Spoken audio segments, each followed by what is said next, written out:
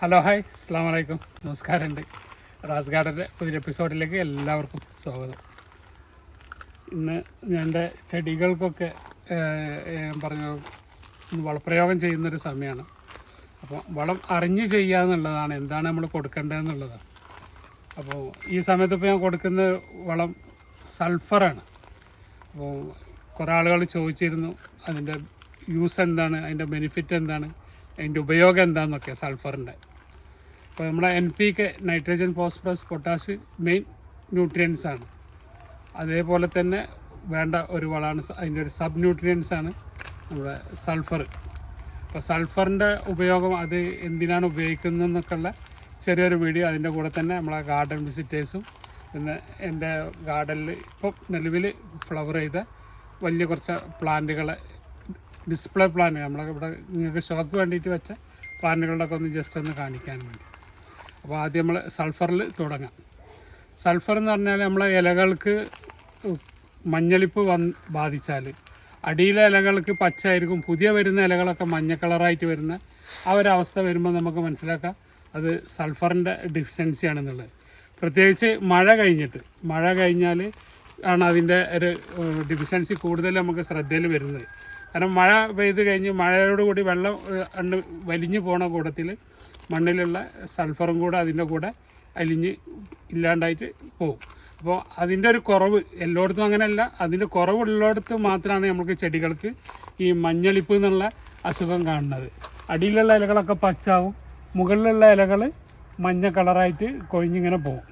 ഇതാണ് അതിൻ്റെ ഒരു അടയാളം. അപ്പോൾ ഇങ്ങനെ കാണുമ്പോൾ നമ്മളെന്ത് ചെയ്യുക, സൾഫർ ഒരു ചെടിക്ക് അത്യാവശ്യമായിട്ട് കൊടുക്കുക. അപ്പോൾ സൾഫർ മാത്രമായിട്ട് നമുക്ക് ഓൺലൈനിൽ വാങ്ങിക്കാൻ കിട്ടും, അല്ലെങ്കിൽ നമ്മൾ അടുത്തുള്ള കടകളിൽ പോയി നോക്കുക. അവിടെ ഇല്ലയെന്നുണ്ടെങ്കിൽ വേഗം നമ്മൾ ഓൺലൈനിൽ സമീപിച്ചാൽ ഒരാഴ്ച കൊണ്ടൊക്കെ നമുക്ക് കിട്ടും. ആമസോൺ, ഫ്ലിപ്കാർട്ടൊക്കെ പോലത്തെ മീഡിയകളിൽ നമുക്ക് അത് യൂസ് ചെയ്തിട്ട് അവൈലബിലിറ്റി ഇപ്പം വളരെ എളുപ്പമാണ്. പണ്ടത്തെ പോലത്തെ ഒന്നുമില്ല, തിരഞ്ഞ് നടക്കേണ്ട ആവശ്യമൊന്നുമില്ല. പണ്ട് ഒരു മരുന്ന് വാങ്ങാൻ നമ്മൾ കിലോമീറ്ററുകളോളം യാത്ര ചെയ്യേണ്ട ഒരു അവസ്ഥയായിരുന്നു. അപ്പോൾ എനിക്ക് എൻ്റെ അറിവുകൾ നിങ്ങളോട് കൂടി ഷെയർ ചെയ്യുക എന്നുള്ളതാണ്. അപ്പോൾ യൂസ് ചെയ്യേണ്ടവർക്കൊക്കെ യൂസ് ചെയ്യുക. അപ്പോൾ ഇതാണ് സൾഫറിൻ്റെ ഒരു ആവശ്യം. പലരുടെയും ഒരു പരാതിയാണ്, കഴിഞ്ഞ പ്രാവശ്യം നന്നായിട്ട് കായ്ച്ചിരുന്നു, അല്ലെങ്കിൽ 3-4 വർഷം മുന്നേ നന്നായിട്ട് കായ്ച്ചിരുന്നു, ഇപ്പോൾ കായ്ഫലം കുറവാണ്. അപ്പോൾ അങ്ങനെയുള്ള പരിമിതികൾ, പൂവിടുന്നില്ല, കുറേ മുന്നൊക്കെ നല്ല കാഴ്ച മരം, അങ്ങനെയുള്ള മരങ്ങളുടെ ഡെഫിഷ്യൻസിയാണ് അതിൻ്റെ ലക്ഷണമാണ് ആ രോഗം. അല്ലെങ്കിൽ അതിൻ്റെ ആ കായ്ഫലം കുറവ്, പൂടൽ കുറവ്, ഇട്ട പൂവ് കൊഴിഞ്ഞു പോക്ക്, അല്ലെങ്കിൽ ആദ്യത്തെ വലുപ്പമില്ല. ആദ്യമൊക്കെ നല്ല വലുപ്പം ഉണ്ടായിരുന്നു, പിന്നെ അതിങ്ങനെ ചെറുതായിട്ട് വരികയാണ്. അപ്പോൾ അങ്ങനെയുള്ള സമയങ്ങളിലൊക്കെയാണ് നമ്മൾ ഈ സൾഫറിൻ്റെ ഉപയോഗം. അതാണ് സൾഫറിൻ്റെ ഡെഫിഷ്യൻസി പരിഹരിക്കാൻ വേണ്ടിയിട്ടാണ് നമ്മൾ സൾഫർ ഇട്ട് കൊടുക്കുന്നത്. അപ്പോൾ എന്താണ് സൾഫർ എന്നുള്ളതൊക്കെ ഏകദേശം നിങ്ങൾക്ക് മനസ്സിലായി. ഇനി അതിൻ്റെ ഒരു ഡോസേജ് പറയുകയാണെങ്കിൽ നമ്മളൊരു ചെറിയ ചെടികൾക്കൊക്കെ, ഇതുപോലുള്ള ചെടികൾക്കൊക്കെ ഒരു 5 to 10 ഗ്രാം 15 ഗ്രാം വരെയൊക്കെ കൊടുത്താൽ മതി. ഇതേപോലെയുള്ള വലിയ ചെടികൾക്കൊക്കെ ആണെങ്കിൽ 25 ഗ്രാം മുതൽ മാക്സിമം വലിയ ചെടികൾക്ക് ഒരു 50 ഗ്രാം വരെ നമുക്ക് ഇട്ട് കൊടുക്കുക. ഈ വാട്ടർ സോൾബിൾ ആണ് കിട്ടണമെങ്കിൽ ഇപ്പോൾ ഞാൻ കാണിച്ചു തരാം എൻ്റെ അടുത്ത് ഏതാണെന്നുള്ളത്. വാട്ടർ സോൾബിൾ ആണെന്നുണ്ടെങ്കിൽ നമുക്ക് 2 ഗ്രാം to 3 ഗ്രാം വരെ പെർ ലിറ്ററിലാണ് നമ്മൾ കൊടുക്കേണ്ട ഒരു ചെടിക്ക്. പോളിയാർ സ്പ്രേ ചെയ്ത് കൊടുക്കുക.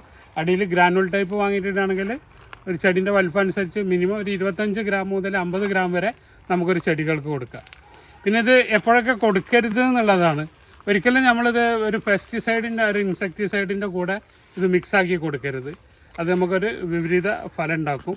പിന്നെ അതേപോലെ തന്നെ ഉച്ച സമയത്ത് അല്ലെങ്കിൽ സൂര്യന് ഇപ്പോൾ ഇങ്ങനെ സൂര്യൻ ഉദിച്ച് നിൽക്കുന്ന ഒരു സമയത്ത് കൊടുക്കരുത്. മാക്സിമം നമ്മളൊരു 9 മണിൻ്റെ മുന്നായിട്ട് തന്നെ കൊടുക്കണം. കാരണം സൺലൈറ്റ് ഇട്ട് കഴിഞ്ഞാൽ അത് രാസപ്രവർത്തനം നടന്നിട്ട് അതിൻ്റെ ഫലം ഇല്ലാണ്ടായിട്ട് മാറും. ഒരു സൈഡ് തണലിലിട്ട് കൊടുത്ത് അപ്പോൾ തന്നെ വെള്ളം ഒഴിച്ച് കൊടുത്താലാണ് അത് മണ്ണിലേക്ക് ഇറങ്ങുള്ളൂ. ഈ 2 കാര്യങ്ങൾ ശ്രദ്ധിക്കുക. പിന്നെ അമിതമായിട്ട് ഉപയോഗിക്കരുത്. മാക്സിമം നമ്മൾ ഒരു 15 ദിവസത്തെങ്കിലും ഒരു ഇൻ്റർവെല്ലിൽ കൊടുത്തിട്ട് വേണം ഇത് ഉപയോഗിക്കേണ്ടത്. അത് നമ്മൾ പ്രത്യേകം ശ്രദ്ധിക്കണം. അത് സബ് ന്യൂട്രിയൻസ് ആണ്, സെക്കൻഡറി ന്യൂട്രിയൻസ് ആണ്, മെയിൻ ന്യൂട്രിയൻസ് അല്ല. അപ്പോൾ വർഷത്തിൽ ഒരു 3 പ്രാവശ്യമൊക്കെ കൊടുത്താൽ തന്നെ അത്യാവശ്യം ഒരു ചെടിക്കുള്ളതാവും. നമുക്ക് എന്ത് സാധനങ്ങളും എത്ര കൊടുത്താലും പോരാ എന്നുള്ളൊരു തോന്നലാണല്ലോ. അങ്ങനെയുള്ളൊരു ശ്രദ്ധിക്കുക. എന്തായാലും ഒരു 15 ദിവസത്തിൻ്റെ ഇടയിൽ കൊടുക്കരുത്.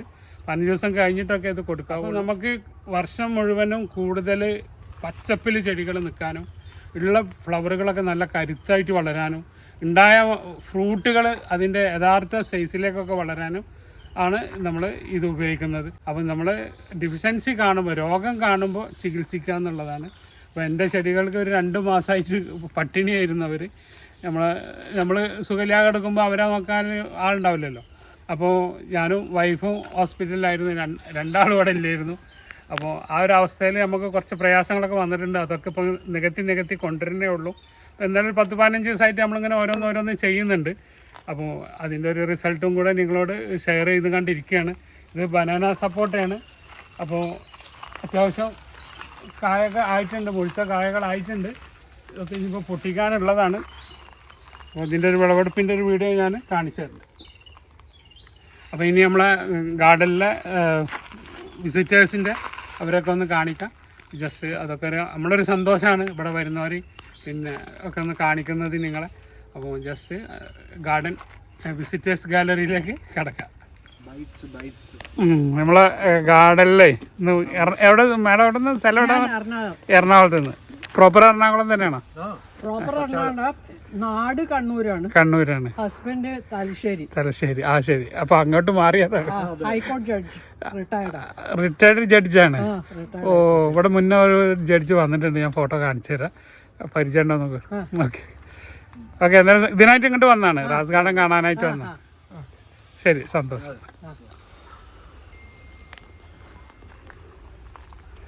ഡ്രൈ ആയിട്ടുണ്ടോ? ഇല്ല ഇല്ല, നല്ലത്.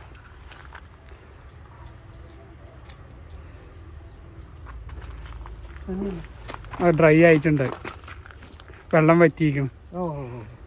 കഴിച്ചു നോക്കിയാൽ മധുരം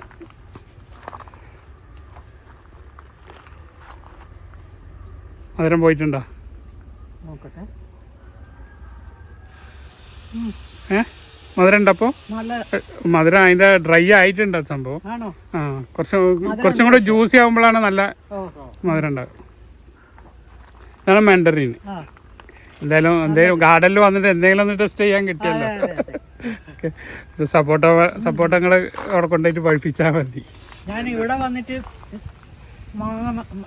ഞാനിത് നാഷണൽ ഗാർഡൻ അതെല്ലാം വാങ്ങി. തൃശ്ശൂർ. ഒന്നും ഉണ്ടായിട്ടില്ല, കാലാപ്പാടി മാത്രം. അതിങ്ങനെ ഡിഫക്റ്റീവ് ആയിട്ട് അല്ല, അത് ഞാൻ പറഞ്ഞില്ല, ക്ലൈമറ്റിൻ്റെ. അതിനൊരു തന്നവരെ കുറ്റം പറഞ്ഞിട്ട് കാര്യമില്ല.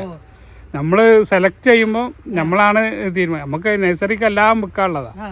വാങ്ങുന്നവർ നോക്കുക, അത് അവരോട് ചോദിച്ചു നോക്കുക, അത്രേ നമുക്ക് പറയാൻ പറ്റുള്ളൂ. ഇവിടെ ഇപ്പോൾ പേഴ്സിമോൺ വിൽക്കുന്നവരുണ്ട്, ലിച്ചി തൈകൾ വിൽക്കുന്നവരുണ്ട്. ഇവിടെ കായ്ക്കാത്ത എല്ലാ തൈകളും നഴ്സറി ആകുമ്പോൾ അത് വിൽക്കും. വാങ്ങുന്നവർ നോക്കുക, അത്രേ പറയും. അത് അത്തിപ്പഴം, ഫിഗ്. ആ, നമ്മളെ ഗാർഡൻ കാണാൻ. ഇവിടെ സ്ഥലം പറഞ്ഞത് കൊയിലാണ്ടി. അപ്പോൾ അബിയു കഴിച്ചിട്ടില്ല എന്ന് പറഞ്ഞു. അപ്പോൾ അതിൻ്റെ ഉൾഭാഗം മാത്രം. ഉള്ളത്തെ ഒന്ന് കൂൾ ചെയ്യണം, അപ്പോൾ അതിൻ്റെ ഒരു ശരിക്കുള്ള ടേസ്റ്റ് വരുള്ളൂ. കുറച്ച് കഴിച്ചോളേ.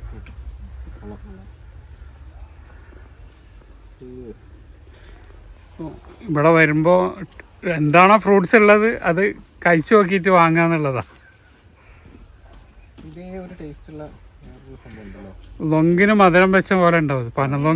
പനലൊങ്കില്ലേ, അത് മധുരം വെച്ചാൽ എങ്ങനെ ഉണ്ടാവും? ഒരു മിൽക്കി സ്ട്രക്ചറാണ്. എങ്ങനെയുണ്ട്? മധുരം ഉണ്ടോ? ഓക്കെ അല്ലേ? നമ്മളെ അടുത്തുള്ള കസ്റ്റമർ കേട്ടോ, ആലത്തിയൂരിൽ നിന്ന് വരും. ആലത്തിയൂരല്ല പ്രോപ്പർ. അപ്പോൾ അവർക്കൊന്നും കൊടുക്കാനില്ല. ലാസ്റ്റ് ഒരു ജാർവി റെഡ് തപ്പിയെടുത്തതാണ്. അതിൻ്റെ ഉൾഭാഗം നോക്കട്ടെ. ഇതാണ് ജാർവി റെഡ്. കഴിച്ചു നോക്കി എങ്ങനെയുണ്ട്? മധുരം അയക്കണോ? എങ്ങനെയുണ്ട്? മധുരം അയക്കണ്ട?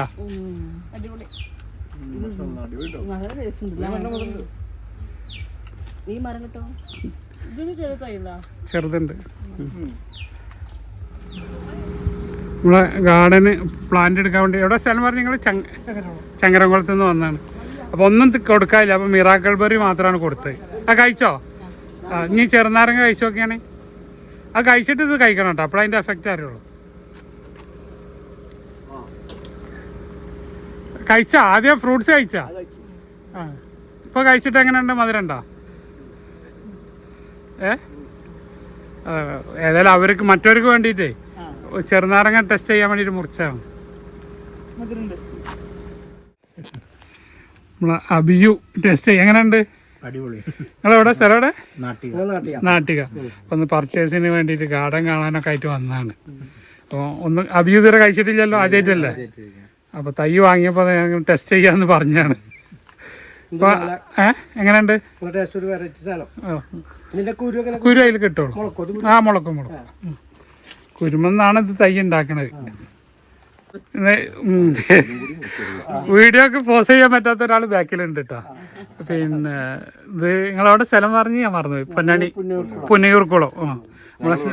വെളിയങ്കോട്. നമ്മളെ സ്നേഹിതൻ്റെ മോയിന് ഞാൻ പറഞ്ഞിട്ടോ. എന്തായാലും അബിയു കഴിച്ചിട്ടില്ല എന്ന് പറഞ്ഞപ്പോൾ എല്ലാവർക്കും ഒന്ന് അബിയു ആണ് മുറിച്ചു കൊടുക്കണത്. സ്ലൈസ് ആയിക്കോണേ. സ്കിന്ന് നേരത്തെ അതിൻ്റെ ഉള്ളിലുള്ള പൾപ്പ് മാത്രം പോയി വാങ്ങിക്കോളെ. ആ കുരുണ്ട് എടുത്തിട്ടിട്ട് കഴിച്ചോളാം. എങ്ങനെയുണ്ട് കഴിച്ചിട്ട് ടേസ്റ്റ് ചെയ്യാം? ഒരു ഡിഫറെന്റ് ഫ്രൂട്ട് ആണ്. മധുരമൊക്കെ ഉണ്ടോ? നല്ല മധുരമുണ്ട്. ഓക്കെ. അപ്പോൾ ഒരു വീട്ടിലൊരു തൈ വെക്കാം. ആദ്യമായിട്ടാണ് നമ്മൾ അബിയു കഴിക്കണത്. അപ്പോൾ ഏതായാലും റാസ് ഗാർഡനിൽ വന്നിട്ടായല്ലോ അതുണ്ട്. നല്ല ടേസ്റ്റ്. ഓക്കെ. എന്താ പേര് പറഞ്ഞാൽ മറന്നു? ബഷീർ പനൂർ. ഓക്കെ, സ്വന്തം.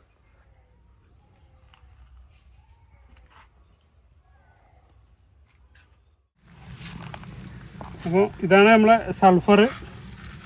ഈ ടൈപ്പിലാണ് നമ്മൾ അടിയിലിട്ട് കൊടുക്കാൻ പറഞ്ഞത്. വാട്ടർ സോൾബിൾ ആണെങ്കിൽ നമ്മൾ പഞ്ചസാര പോലെ ഉണ്ടാവും. എനിക്കത് 12 കിലോൻ്റെ ഒരു ബക്കറ്റാണ്. 1700 റുപ്യ അങ്ങാണ്ടാണ് ഇതിന് 12 കിലോന് വന്നിട്ടുള്ളത്. അപ്പോൾ കിലോ ഒക്കെ വാങ്ങുമ്പോൾ ഒരു 200 റുപ്യൻ്റെ മുകളിൽ വരും ചില്ലറ വാങ്ങുമ്പോൾ.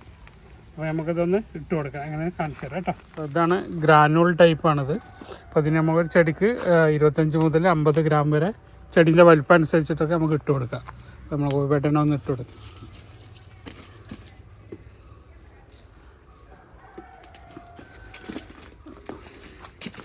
ഏകദേശം ഒരു 50 ഗ്രാമാണ് നമ്മളിതിന് ഇട്ട് കൊടുക്കണം. അത്യാവശ്യം വലിയൊരു ചെടിയാണ്. ഇത് ഇട്ട് കൊടുത്താൽ ഇതിൻ്റെ കൂടെ തന്നെ നമ്മൾ നനച്ച് കൊടുക്കണം. അപ്പോഴത് മണ്ണിലോട്ട് ഡയലൂറ്റ് ആവുള്ളൂ. ഇതിൻ്റെ ഒരു നാംഡോക്കുമായിയാണ് താഴെ വെച്ച.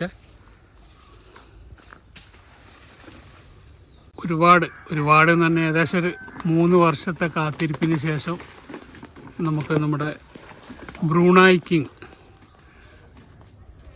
ഉത്തരേന്ത്യയിൽ നൂർജഹാൻ മാംഗോ എന്നൊക്കെ അറിയപ്പെടുന്ന മാങ്ങയാണ്. അപ്പോൾ 2 കവലുണ്ട്, സംസാരമുണ്ട്. നൂർജഹാൻ തന്നെയാണ് ബ്രൂണായ് കിങ് തന്നെയാണ് നൂർജഹാൻ എന്നൊക്കെ. അപ്പോൾ എന്തായാലും നമുക്കത് കായ്ച്ചതിൻ്റെ ശേഷം നമുക്ക് നോക്കാം. അപ്പോൾ അതിനും കൂടെ നമ്മളിപ്പോൾ ഈ ഫ്ലവർ ഇട്ട് തുടങ്ങിയിരിക്കണം. അപ്പോൾ അതിനും കൂടെ നമ്മൾ സൾഫർ ഇട്ട് കൊടുക്കുന്നുണ്ട്.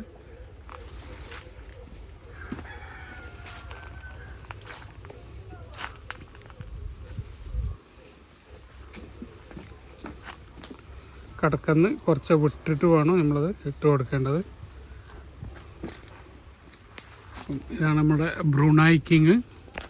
അതേപോലെ തന്നെ നമ്മുടെ ക്യൂജായ്, സൂപ്പർ ക്യൂൺ എന്നറിയപ്പെടുന്ന മാങ്ങയാണ് ക്യൂജായ് മാംഗോ. അതും അത്യാവശ്യം നന്നായിട്ട് ഫ്ലവർ ചെയ്തിട്ടുണ്ട്. കഴിഞ്ഞ പ്രാവശ്യം ഒരു 4-5 മാങ്ങ ഉണ്ടായിരുന്നു. പ്രാവശ്യം വീണ്ടും നന്നായിട്ട് ഫ്ലവർ ചെയ്തിട്ടുണ്ട്.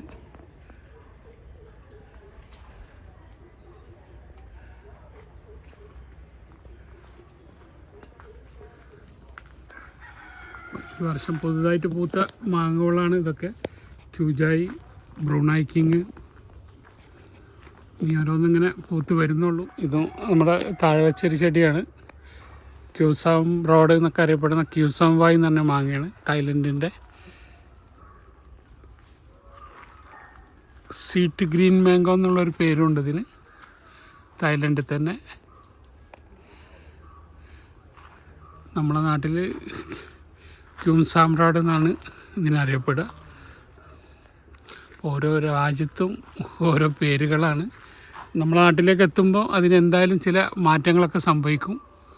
ഒറിജിനൽ പേരും വന്ന് നമ്മൾ ഫെസ്റ്റിവൽ മാങ്ങോ എന്ന് പറഞ്ഞിട്ട് ഗൾഫിലൊക്കെ അറിയപ്പെടുന്നൊരു മാങ്ങയാണ്. ഷോപ്പിംഗ് മാളുകളിലൊക്കെ കാണുന്ന ഒരു മാങ്ങയാണിത്. പച്ചയിൽ കട്ട് ചെയ്ത് കൊടുക്കുന്ന. ഇത് നമ്മുടെ ഇന്ത്യൻ മുസമ്പിയാണ്. കാരണം നമ്മൾ 2 മാസം ഗാർഡനിൽ ലീവായ കാരണം അതിനെ മെയിൻറ്റെയിൻസ് ചെയ്യാൻ പറ്റിയില്ല. അപ്പോൾ വീണ്ടും പ്രൂൺ ചെയ്ത് കുറച്ച് കായകളൊക്കെ ഉണ്ടായിട്ടുണ്ട്. വീണ്ടും ഫ്ലവർ ചെയ്ത് വരുന്നുണ്ട്. ഇത് നമ്മുടെ തായ് ലൈമാണ്. ഇതൊക്കെ ഞാൻ നേരത്തെ പറഞ്ഞ അസുഖം ബാധിച്ച തൈകളാണ്. അപ്പം ഇതിനൊക്കെ ഒന്ന് ട്രീറ്റ് ചെയ്യാൻ വേണ്ടിയിട്ടാണ് ഇപ്പോൾ ഞാൻ രംഗത്ത് വന്നത്. അപ്പോഴാണ് അത് നിങ്ങളെയും കൂടെ ഒന്ന് അറിയിക്കുക.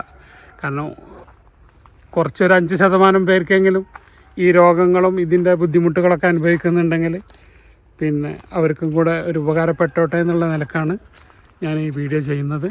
ഇന്നത്തെ വീഡിയോ സൾഫറിൻ്റെ വീഡിയോ നിങ്ങൾക്ക് എല്ലാവർക്കും മനസ്സിലായിട്ടുണ്ടാവും. നമ്മൾ വീഡിയോയുടെ വൈൻഡപ്പ് ചെയ്യാണ്. അപ്പോൾ അതിൻ്റെ ഉപയോഗം അത് എപ്പോൾ കൊടുക്കരുത്, എന്തൊക്കെയാണ് അതിൻ്റെ ഫലങ്ങൾ എന്നൊക്കെ ഏകദേശം എനിക്ക് പറയാൻ പറ്റുന്ന ഭാഷയിൽ ഞാൻ പറഞ്ഞിട്ടുണ്ട്. ഏകദേശം സാധാരണക്കാർക്കൊക്കെ മനസ്സിലാവുമെന്ന് വിചാരിക്കുന്നതാണ്. നിങ്ങൾക്ക് ഈ വീഡിയോ ഉപകാരപ്പെട്ടിട്ടുണ്ടെങ്കിൽ തീർച്ചയായിട്ടും സപ്പോർട്ട് ചെയ്യുക. കൂടുതൽ വിശേഷങ്ങളൊക്കെ ആയിട്ട് പുതിയൊരു വീഡിയോ ആയിട്ട് വരുന്നവരെ ബായ്. അബ്ദുറസാഖ് തിരൂർ. ഇത് ലോങ്കനാണ്.